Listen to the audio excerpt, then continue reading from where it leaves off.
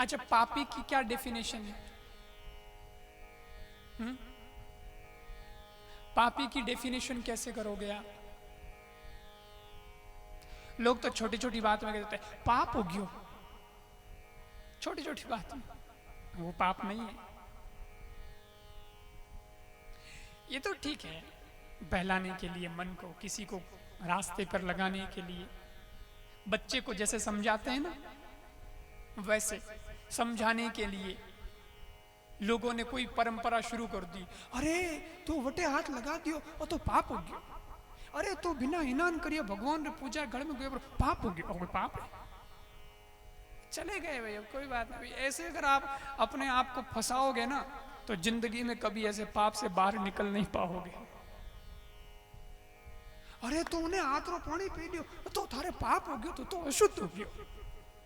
वो पाप नहीं है। कौन सी बड़ी बात है।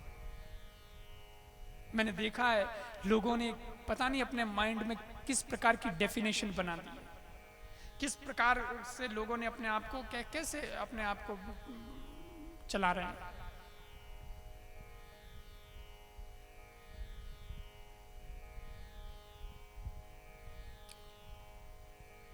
कई बार किसी भिखारी के किसी चीज को हाथ लगा देंगे तो कहेंगे कि हम तो अशुद्ध हो गए। वो भिखारी बेचारा पता नहीं कितने महीने से उसने स्नान नहीं किया होगा, हमने उसके कपड़े के हाथ लगा दिया, हम अशुद्ध हो गए। और वे घर में कुत्ता ने चाटे तो अशुद्ध वही को नहीं।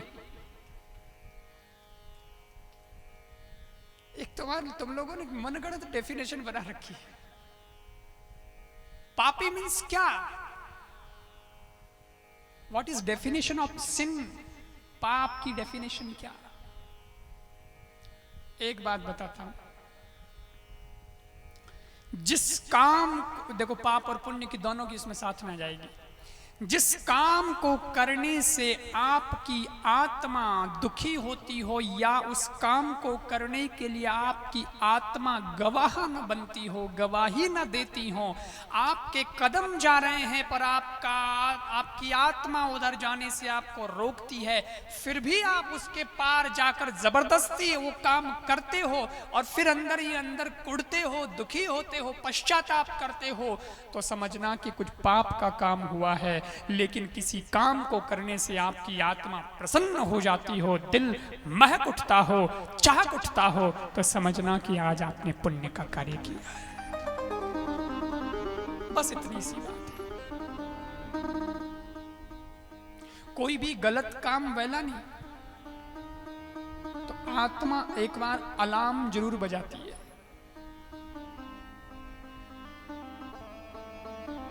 बी कॉशियस, आत्मा कहती है, वो कौशन देती है, वो चेतावनी देती है, नहीं ये मत कर। फिर कर लेते हैं मन की वासना को पूर्ण करने के लिए कि हम मन के गुलाम बनकर, वो एक अलग बात है। पर आत्मा तो रोकती है कि नहीं?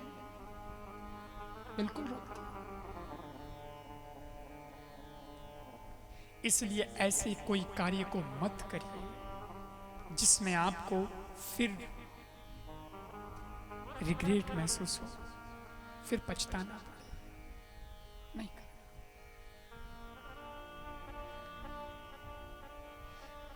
तुम जब किसी को रोटी देते हो, वो अगला कैसा है, नाया है नहीं नाया, वो उसका मैटर है यार, अपने को क्या। मैं तो नाया हूं और मैं उसको रोटी देना चाहता हूं क्योंकि मुझे भूख दिखाई दे रही है उसके पेट की। उसका चेहरा ये कह रहा है कि कुछ दे दो साहब, भूखा हूं 2 दिन से। और अगर आप उसको रोटी दे देते हैं, अगर उसके हाथ से आपका हाथ स्पर्श भी हो गया, वो भले ही नाया नहीं है, परंतु उसने जो रोटी खाई है आपके हाथ की दी हुई, और उससे जो उसके चेहरे पर संतुष्टि आई है, कदाचित वो आशीर्वाद देना न जानता हो, उसको दीर्घायु कहना ना आता हो, सुखी भव कहना ना आता हो, परंतु फिर भी आपकी आत्मा उसको रोटी देकर के खुश होती है, तो समझ लेना कि सारा आशीर्वाद मिल चुका है। जी हाँ, वो पुण्य है। और क्या होगा? पुण्य की कोई फोटो थोड़ी होती है और पाप की भी कोई फोटो थोड़ी ही होती है।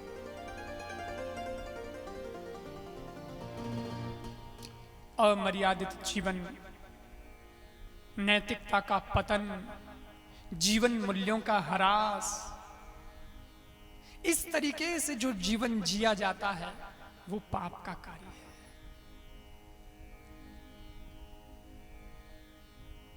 बाकी ऐसा कुछ नहीं है। रसोई में क्या कराएगी तू, वो तो तू पाप कर दियो आज, अरे आ गई तो आ गई। छोटी छोटी बातों को हम पाप गिनते, ये ठीक नहीं है। ग्लानि से मत भर जाओ, गौरव से भर जाओ, आनंद के साथ भर जाओ। इसलिए जीवन को समझो। तो वाशकल नगर में रहने वाला सब लोग